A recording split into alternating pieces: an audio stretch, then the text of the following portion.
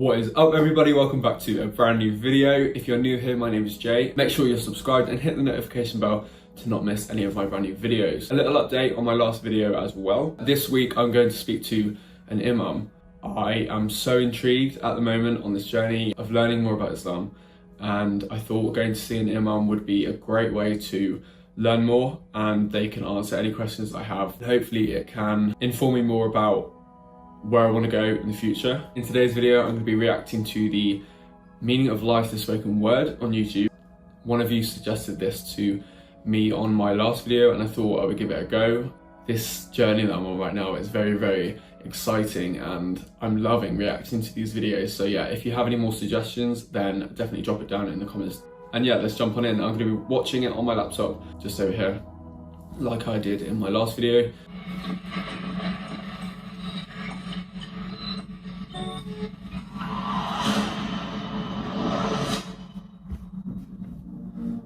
What are we doing here? And where are we gonna go? It's like we just woke up one morning and then it's welcome to the show. Don't ask any questions, just go with the flow. Make as much money as you can and try your best not to get broke. Copy everything you see on the TV, from the hairstyles to the clothes, and don't think too often, just do exactly as you're told. And if you ever get confused, then just turn towards the alcohol. You still hear your thoughts? Then just turn up the radio as you learn to live a lifestyle of drugs, sex, and rock and roll.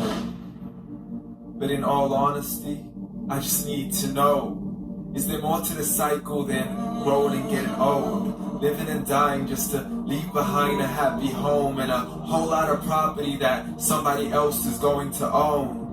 I just really need to know before the casket's closed, cause I'm not willing to gamble with my soul, nor am I ready to take any chances. These are just simple life questions, and I'm just searching for some answers. Like, what are we doing here? And what is our purpose? How did we get here, and who made us so perfect? And what happens once we go, or is this world all really worth it? Questions we don't answer because apparently we don't really have to. There's no purpose to this life, and our existence is merely natural. And in that case, please let me ask you, did you create yourself, or was it somebody else who had fashioned you? Cause you're a being that's impeccable, faultless, and unparalleled. You're a product of supreme intelligence, and I'm merely being rational.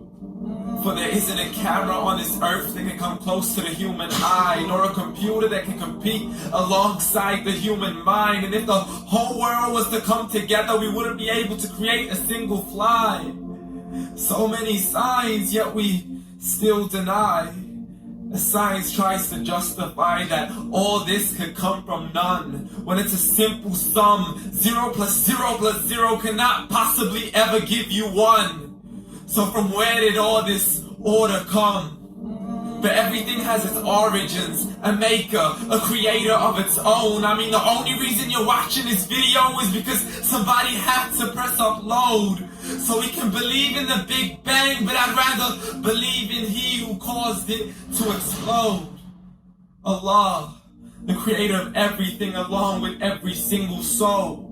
The ever-living, the master, the only one who is in control.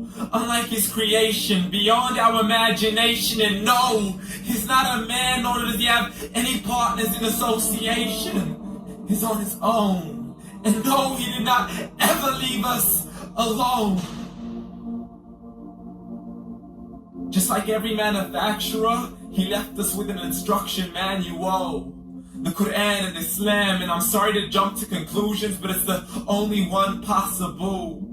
The only definition of God is the one and only supreme being. It's logical, a book with 0 contradictions, with miracles that are both scientific and historical, all revealed over 1400 years ago, like the detailed description of the human embryo. The descriptions of the human embryo in the Quran cannot be based on scientific knowledge in the 7th century. To the mountains as pegs holding firm the earth below, and the two seas that don't mix in a complete separate flow. To the planets in orbit, alternating night and day as they stay in flow. The expansion of the universe and the creation of everything from H2O. To the stories of the past and the preservation of Pharaoh. To identifying the lowest point in the land where Persia defeated Rome. The gushing fluid that created man in the glands between the ribs and the backbone. And not a word has changed, it's still the same. So please explain how all this was known over 1400 years ago. To a man who couldn't read or write as he would recite whatever the angels spoke. And if you still don't believe, please try to come up with something that's even close. But you can't, so we took God as a mockery and his messengers as a joke. Muhammad could not read or write. How somebody who can't read or write gonna start a religion? Dismiss the scriptures as legends and tales of the ancient folk as we live life according to our whims, desires, and hopes. Saying this life is the only home we will ever know. We will live then die then simply turn to bones. YOLO! Correction. After the grass dies, the rain arrives and it regrows. And Allah promises to do the same thing to your very soul. And bring you back from your very fingertips to your toes. As the all-seeing supreme being watches us so close. And we are surely being tested. In our wealth, our health, and our self, and everything that we've been blessed with. So believe, for we will surely be resurrected. And be brought back to our Lord and account for every single deed. As he hands us our books and orders us to read. From the bad to the good and everything in between. You yourself are sufficient for your own accountability. So don't be mad at me. You were the one who thought he wouldn't come back to me. I gave you a whole life long to search after me. But you were busy in all that which was temporary. So read. And glad tidings to all of those who believed. And if you disbelieve, read. And don't let that day be the first day you find out what your life really means. Read. Okay, so firstly, I love spoken word. That was incredible. I had no idea so much what I perceive as science was so cemented inside this religion. Had no idea any of that was written in the Quran. No idea. You know, there's this whole argument that science goes against religion in all aspects, but you can't make that. You can't make that